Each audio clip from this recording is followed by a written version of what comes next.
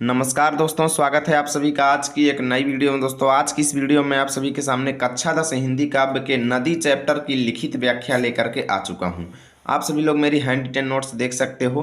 पहले मैं आपको बुक में समझाऊंगा, उसके बाद अपनी इस नोट्स में आपको दिखाऊंगा कि कैसे आपको व्याख्या लिखनी है। यानी कि पढ़ने के बाद मैं आपको लिखना भी बताने वाला हूँ, काव्यगत सौंदर्य भी बताने वाला हूँ, संदर्भ प्रसंग सब कुछ बताऊंगा। यानी आज की इस वीडियो में आपका सारा डाउट एकदम आसानी से क्लियर हो जाएगा।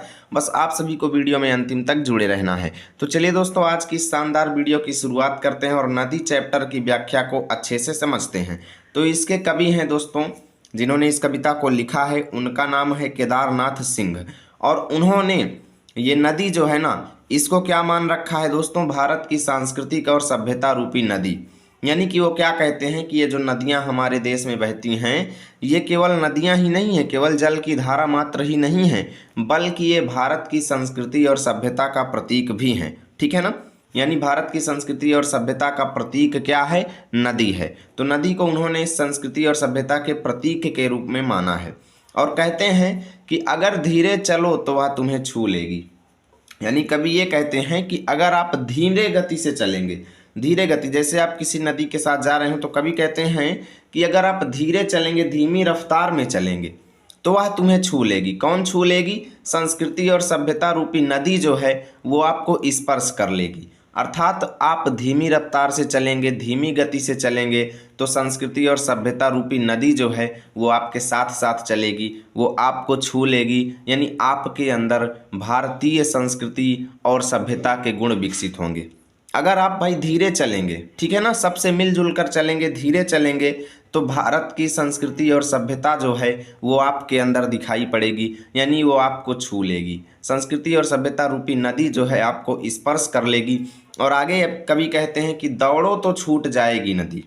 और यदि आप मॉडर्न इंडिया या कह लो खुद को मॉडर्न बनाने के लिए भाग दौड़ में पड़ जाओगे, अधुनापन, आधुनिकता या कह लो आधुनिकता की ओर अगर आप दौड़ेंगे भाई, अगर आप दौड़ोगे किसके लिए? आधुनिकता को प्राप्त करने के लिए, मॉडर्न बनने के लिए अगर आप दौड़ोगे, तो भाई आधुनिकता को प्राप्त करने के चक्कर में ये नदी जो है छूट जाएगी। कौन सी नदी? वह नदी जो संस्कृति और सभ्यता का प्रतीक है। यानी भारतीय संस्कृति और सभ्यता का प्रतीक के रूप में ये नदी जो है आपसे छूट जाएगी। अर्थात आपके अंदर भारतीय संस्कृति और सभ्यता के गुण विकसित नहीं होंगे अगर आप मॉडर्न बनने की कोशिश करेंगे तो। ठीक है। अगर आप आधुनिकता की ओर बढ़ेंगे तो प्राचीन चीज़ें छूट जाएंगी, प्राचीन सभ्यताएं जो हमारे देश में विकसित हैं वो छूट जाएंगी, वो उनके गुण आपके अंदर नहीं आएंगे। ठीक है। आगे कवि कहते हैं अगर ले लो साथ तो वह चलती चली जाएगी कहीं भी, यहाँ तक कि कबाड़ी की दुकान तक भी। यानी कवि कहते हैं कि अगर आप उसी संस्कृति और सभ्यता से हिल मिलकर चलोगे, घुल मिलकर चलोगे, उसको अपने साथ में लेकर के चलोगे, यानी अपने अंदर भारतीय संस्कृति और सभ्यता को भी विकसित करते हुए धीमी रफ्तार से चलोगे, तो वो नदी आपके साथ चलती चली जाएगी। अर्थात संस्कृति और सभ्यता भी आपके अंदर विकसित होती चली जाएगी। जहाँ तक आप जाएंगे वहाँ तक आपके अंदर संस्कृति और सभ्यता का विकास होता रहेगा। किसी भी छोटी से छोटी जगह पर वो जाएगी आपके साथ, यहाँ तक कि कबाड़ी की दुकान तक भी, कबाड़ी की दुकान तक भी आपके अंदर संस्कृति और सभ्यता का विकास होगा। कबाड़ी की दुकान में भी जाएंगे तो वहाँ पर भी संस्कृति और सभ्यता, आपकी सभ्यता आपके साथ जाएगी। और वहीं पे अगर आप दौड़ोगे तो वो छूट जाएगी। अर्थात आपके अंदर संस्कृति और सभ्यता का विकास नहीं हो गया। तो यहाँ से यहाँ तक का व्याख्या मैंने समझा दिया। अब लिखना बताऊँगा अपनी नोट्स में। तो चलिए यहाँ से यहाँ तक की व्याख्या लिखना भी सीख लेते हैं। तो आपको एक तरफ लिखना है अगर धीरे चलो, दूसरी तरफ दुकान तक भी डैश डैश करेंगे। संदर्भ प्रस्तुत पद्यांश हमारी पाठ्य पुस्तक हिंदी के काव्य खंड में संकलित एवं केदारनाथ सिंह द्वारा रचित नदी नामक पाठ से लिया गया है। व्याख्या में लिखेंगे कवि कहते हैं कि नदी केवल एक जल धारा मात्र नहीं है, अपितु वह हमारी सभ्यता और संस्कृति का जीवंत रूप है। कवि कहते हैं कि यदि कोई व्यक्ति नदी को अपनी सभ्यता और संस्कृति से जोड़ता है तो नदी उसके अंतर्मन को छूकर प्रसन्न कर देती है। इसके विपरीत यदि कोई व्यक्ति आधुनिकता को पाने की होड़ में दौड़ जाता है और नदी अर्थात सभ्यता और संस्कृति को अनदेखा यानी इग्नोर कर देता है, तो यह नदी उससे दूर हो जाती है। यानी आगे कवि कहते हैं कि यदि प्रगति की ओर बढ़ता व्यक्ति नदी रूपी सभ्यता और संस्कृति का ध्यान रखता है तो नदी उसका अनुसरण करते हुए कबाड़ी की दुकान तक भी जा सकती है। ठीक है, अर्थात वह कभी भी हमारा साथ नहीं छोड़ती है। इस तरीके से आप लिखेंगे।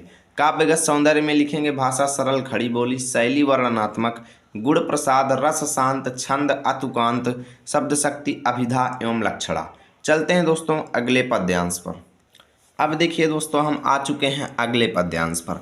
अगला पद्यांश यहाँ से है, छोड़ दो तो वहीं अंधेरे में करोड़ों तारों की आंख बचाकर वह चुपके से रच लेगी एक समूची दुनिया एक छोटे से घोंघे में। यानी कवि ये कहना चाहते हैं दोस्तों कि अगर आप संस्कृति और सभ्यता को छोड़ दोगे, छोड़ दो मतलब छोड़ दो, यानी अगर आप संस्कृति और सभ्यता रूपी नदी का साथ छोड़ देंगे, यानी संस्कृति और सभ्यता रूपी नदी को अपने साथ लेकर के नहीं चलेंगे, तो आप तो भाई समाज से एकदम अलग हो जाएंगे, है ना। यानी समाज के जो अच्छे गुण है वो आपके अंदर विकसित नहीं हो पाएंगे, है ना। यानी कि आप संस्कृति से एकदम अलग हो जाएंगे। लेकिन इसका मतलब ये नहीं है दोस्तों कि आप संस्कृति से अलग हो गए तो संस्कृति का अस्तित्व ही समाप्त हो जाएगा, ऐसा नहीं है। कवि कहते हैं कि संस्कृति का अस्तित्व कभी भी समाप्त नहीं होगा, क्योंकि उसको विकसित होने के लिए अगर एक छोटे से घोंघे जैसी जगह भी मिल गई ना, छोटा सा घोंघा होता है लेकिन उसके अंदर भी एक जीव जन्म ले लेता है।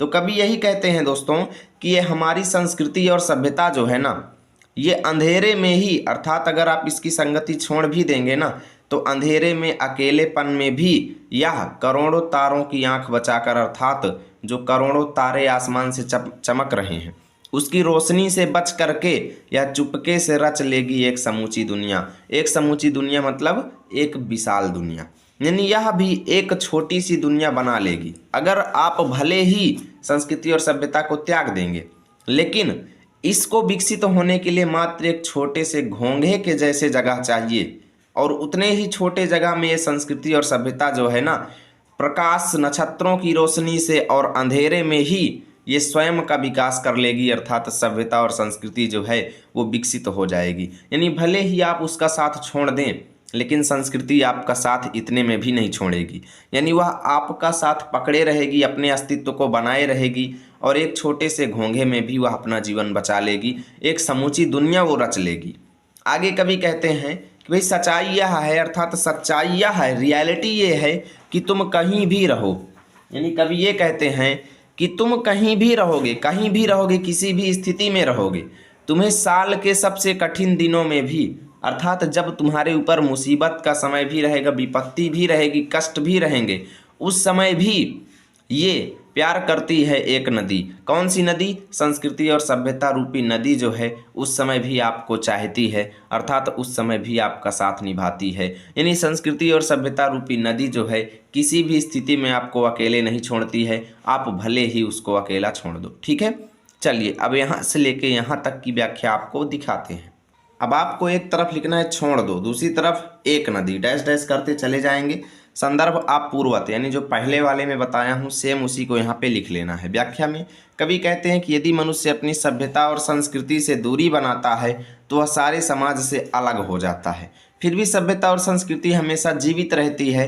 कवि कहते हैं कि संस्कृति को अपने अस्तित्व रूपी बीज बचाए रखने के लिए घोंघे जितना कम स्थान चाहिए, उसी थोड़े से स्थान में पल बढ़कर संस्कृति अपना विकास कर लेती है। कवि के कहने का तात्पर्य है कि नदी अर्थात सभ्यता और संस्कृति जीवन के सबसे कठिन समय में भी हमारा साथ नहीं छोड़ती है। वह मनुष्य को बहुत प्यार करती है, तभी तो अपने से बांधे रखकर वह अलग नहीं होने देती, यानी मनुष्यों को कभी भी स्वयं से अलग नहीं होने देती। काव्यगत सौंदर्य देखिए भाषा सरल खड़ी बोली, शैली वर्णनात्मक या प्रतीकात्मक, गुण आपका प्रसाद, रस शांत, छंद अतुकांत, शब्द शक्ति, अभिधा एवं लक्षणा। चलते हैं दोस्तों अगले पद्यांश पे। अब देखिए दोस्तों अगला पद्यांश आपका यहाँ से शुरू होता है। नदी जो इस समय नहीं है इस घर में, पर होगी जरूर कहीं न कहीं, किसी चटाई या फूलदान के नीचे चुपचाप बहती हुई। यानी कवि ये कहते हैं दोस्तों, यानी चुपचाप बहती हुई तक की व्याख्या मैं आपको बताऊंगा, नदी जो इस समय से लेकर के। यानी कवि ये कहते हैं दोस्तों कि अगर आप ऐसा मानते हैं कि संस्कृति और सभ्यता रूपी नदी जो है 24 घंटा आपके साथ नहीं रहती है, तो ये आपकी सोच गलत है। क्यों? क्योंकि कवि ये कहते हैं कि यदि आप ये सोचें कि आपके इस घर में, यानी आपके घर में संस्कृति और सभ्यता रूपी नदी नहीं है, तो ये गलत बात है। आप घर में ढूंढिए, होगी जरूर कहीं ना कहीं, अर्थात कहीं ना कहीं संस्कृति और सभ्यता रूपी नदी जो है आपके घर के अंदर भी होगी। अर्थात घर के अंदर भी कोई ऐसे व्यक्ति होंगे जिनके अंदर संस्कृति और सभ्यता होगी, और वही संस्कृति और सभ्यता आपके साथ भी चलेगी। यानी घर के आप लोग ये देखते होंगे ज़्यादातर वृद्ध व्यक्ति जो होते हैं संस्कारी तो होते हैं, संस्कार से युक्त होते हैं, संस्कृति सभ्यता से युक्त होते हैं। तो कभी वही बात कहना चाहते हैं कि अगर आप ये सोचें कि आपके घर में संस्कृति और सभ्यता आपके साथ नहीं है तो ये गलत बात है। संस्कृति और सभ्यता जरूर आपके घर में कहीं ना कहीं विद्यमान होगी। किसी चटाई या किसी फूलदान के नीचे, फूलदान माने होता है दोस्तों फूल रखने का जो गमला होता है, उस गमले के नीचे या किसी चटाई के नीचे, अर्थात कवि के कहने का मतलब ये है कि किसी निम्न स्तर के लोगों के पास, किसी चटाई या फूलदान का मतलब निम्न स्तर, यानी निम्न स्तर के लोगों के पास जा कर के देखो, वहाँ पर भी तुमको चुपचाप बहती हुई, अर्थात एकदम शांत तरीके से व्याप्त, एकदम शांत तरीके से व्याप्त भारतीय संस्कृति और सभ्यता वहाँ पर भी तुमको दिखाई देगी। अर्थात निम्न स्तर के लोगों में भारतीय संस्कृति और सभ्यता रूपी नदी चुपचाप बहती हुई तुमको वहाँ पर भी दिखाई देगी। चलो यहाँ से यहाँ तक की व्याख्या आपको दिखाते हैं। तो आपको एक तरफ लिखना है नदी जो इस, दूसरी तरफ लिखेंगे बहती हुई, डैश डैश करेंगे संदर्भ पूर्वत यानी पहले की भांति। व्याख्या में लिखेंगे कवि नदी रूपी सभ्यता की सर्वव्यापकता की ओर संकेत करता हुआ कहता है। सर्वव्यापकता मतलब सभी जगह व्यापक रहने वाली, अर्थात सभी जगह साथ रहने वाली। कहता है कि नदी रूपी सभ्यता किसी न किसी रूप में हमारे घरों में भी प्रवाहित होती रहती है। भले ही हमें ऐसा प्रतीत होता है कि सभ्यता और संस्कृति हमारे घरों में नहीं होती, ठीक है, नहीं होती, लेकिन ऐसा नहीं होता है। सभ्यता रूपी नदी के बहने की ध्वनि हमेशा किसी चटाई या फूलदान से भी सुनाई पड़ सकती है। अर्थात सभ्यता और संस्कृति अक्सर निम्न वर्ग के लोगों में देखने को मिलती है।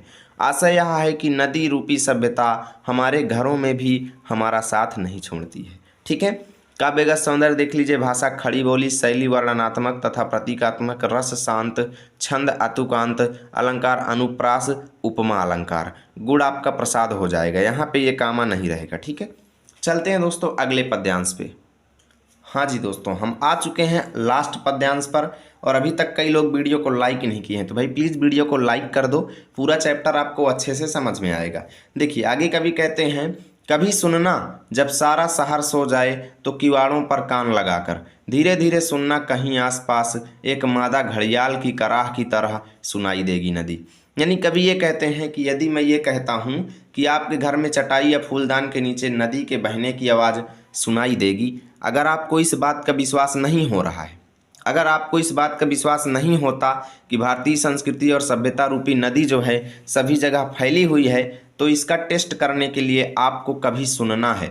सुनना है मतलब सुनिएगा कब, जब सारा शहर सो जाए, अर्थात सभी लोग घोर निद्रा में सो रहे हों, तो उस रात्रि में तुम अपने किवाड़ों पर यानी दरवाज़ों पर अपना कान लगा करके धीरे धीरे सुनना, ध्यान से सुनना, तो कहीं आसपास, आसपास यानी तुम्हारे घर के इर्द गिर्द कहीं ना कहीं एक मादा घड़ियाल, घड़ियाल माने होता है मगरमच्छ, एक मादा यानी स्त्री मगरमच्छ, एक मादा मगरमच्छ की कराह यानी दर्द से भरे हुए दुख की आवाज़ की तरह, कराह माने होता है दुख भरी रोना या दुख से रोना, ठीक है ना, यानी एक मादा घड़ियाल के दुखपूर्ण आवाज़ की तरह तुमको नदी की आवाज़ जो है सुनाई देगी। यानी कवि के कहने का मतलब ये है दोस्तों कि जब लोग आधुनिकतापन की ओर बढ़ते जा रहे हैं और संस्कृति को त्यागते जा रहे हैं, तो लोगों से वियोग की वजह से, बिछड़ने की वजह से संस्कृति जो है एक मादा घड़ियाल यानी मादा मगरमच्छ की तरह रो रही है, और संस्कृति को लोग छोड़ते चले जा रहे हैं दिन पर दिन,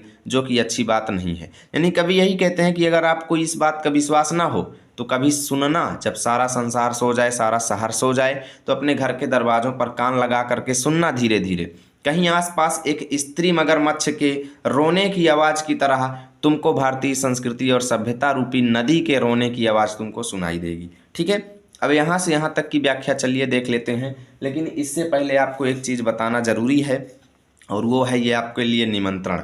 आप लोग यहाँ पे देख सकते हो, सभी महत्वपूर्ण पीडीएफ पाने के लिए आज ही हमारे टेलीग्राम चैनल को ज्वाइन कर लीजिए। अभी मैं लिखित व्याख्या आपको पढ़ा रहा हूँ, इसकी भी पीडीएफ आपको हमारे टेलीग्राम चैनल पर ही मिलेगी।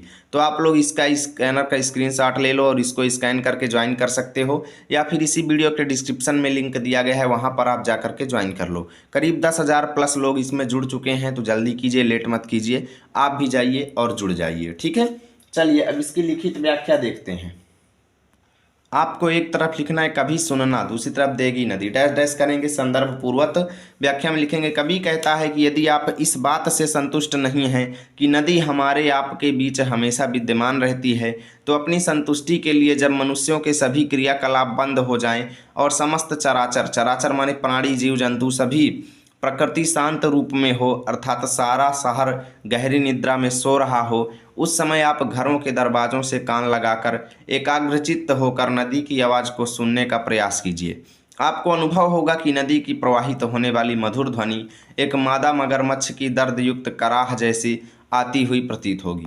अर्थात कहने का तात्पर्य है कि आधुनिकता की होड़ में मनुष्यों द्वारा नदी रूपी सभ्यता को त्याग दिए जाने के कारण संस्कृति और सभ्यता के बिछुड़ने के का दर्द जो है मादा मगरमच्छ के विलाप की तरह तुमको सुनाई देगा। ठीक है, काव्यगत सौंदर्य देख लीजिए, भाषा खड़ी बोली, शैली वर्णनात्मक एवं प्रतीकात्मक, रस शांत, छंद अतुकांत गुण आपका प्रसाद हो जाएगा।